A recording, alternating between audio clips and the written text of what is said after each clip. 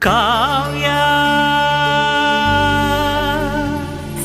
ಕಾವ್ಯ